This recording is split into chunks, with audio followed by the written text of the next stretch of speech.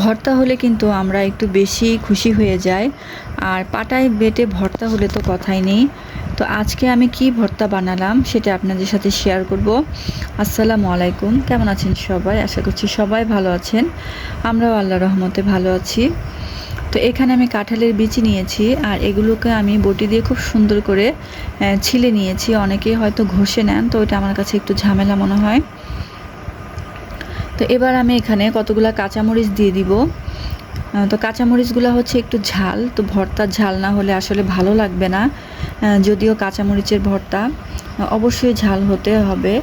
তো এখানে আমি একটু লবণ দিয়ে কাঁঠালের বিচিগুলোকে 10 মিনিটের মতো সেদ্ধ করে নিয়েছি। তো এটা সেদ্ধ হতে আসলে বেশি সময় লাগেনি, মোটামুটি 10 মিনিটে সেদ্ধ হয়ে গেছে।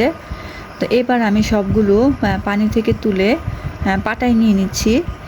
কারণ আমি আগেই বলেছি আমি আজকের ভর্তাটা হচ্ছে পাটায় বেটে করব। আর পাটায় বেটে ভর্তা কিন্তু অসাধারণ লাগে। মানে ভর্তা বলতেই তো আসলে খুব মজার একটা জিনিস, খুব মজার একটা খাবার। আর সেটা যদি পাটায় বেটে হয় তাহলে তো কথাই নেই। তো কাঁচামরিচগুলোকে আমি এখন দিব না, আগে আমি কাঁঠালের বিচিটাকে খুব সুন্দর করে পাটায় বেটে নিচ্ছি। তো এটা এতটাই সেদ্ধ হয়েছে দেখেন, একটু সামান্য ইয়াতেই কিন্তু বিচিগুলোকে একদম মানে সুন্দর ম্যাশ হয়ে যাচ্ছে। তো এবার আমি সবগুলোকে খুব সুন্দর করে ম্যাশ করে নিব। আমি একটা বাটাই দিব এটাকে, একটু দানা দানা থাকলে কিন্তু ভালো লাগে খেতে, যার কারণে আমি একটু দানা দানাও রাখবো ইচ্ছা করেই। তো কাঁঠালের বিচির ভর্তা অনেকে অনেকভাবে বানান, তো আজকে আমার রেসিপিটা আপনারা একবার একটু দেখে নেন। এভাবে কিন্তু বানালে অনেক বেশি মজা হয়। আমি বানাই বলে বলছি না, আপনারা চাইলে একবার হলে ওইভাবে বানাই নিতে পারেন।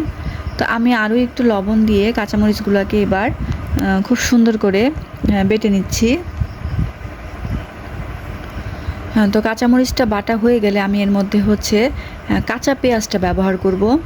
আর কাঁচা পেঁয়াজের ভর্তা কিন্তু সেন্টটাই অন্যরকম হয়। আমি চাইলে কিন্তু শুকনা মরিচ দিয়ে বা ভাজা পেঁয়াজ দিয়েও করতে পারতাম, তো ওইটা আরেক ধরনের টেস্ট। তো আমি এখানে কাঁচা 2টি পেঁয়াজ নিয়েছি। তো পেঁয়াজটাকে আমি এখন বেটে নিব একটু, মানে পুরোপুরি আমি ম্যাশ করব না, একটু দানা দানা থাকবে। তো আমি এখানে 2বার এটাকে বেটে নিলাম। 2বার বাটার পরে যতটুকু থাকবে এরকম, তো আমি এরকমই রেখে দিলাম এটাকে। এবার আমি হাত দিয়ে খুব সুন্দর করে এটাকে মেখে নিচ্ছি। তো ভর্তাটা বানানো কিন্তু মানে যতটা কঠিন, খেতে কিন্তু অনেক বেশি মজা, আপনারা সবাই জানেন। তো আমার ভর্তাটা মোটামুটি হয়ে গেছে, তবে এটা খুব বেশি ঝামেলা নয় কাঁঠালের বিচির ভর্তা বানাতে।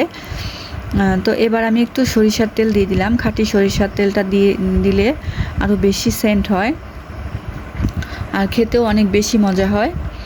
তো আমি হাতে খুব সুন্দর করে এটাকে মেখে নিচ্ছি। আর আমি এখানে যেটা করেছি, আমি পাটার মধ্যে কিছুটা ভাত আমি মেখে আজকে খাবো, যার কারণে আমি কিছুটা ভর্তা এখানে রেখে দিলাম। আর পাটায় ভাত মাখা খেতে কিন্তু খুব বেশি মজা লাগে। ছোটোবেলায় আমরা অনেক খেয়েছি, আর এখন মাঝে মাঝে খাই, কারণ এখন তো আসলে সবাই খায় না। নিজের পছন্দের জিনিস আসলে নিজেকেই করে খেতে হয়।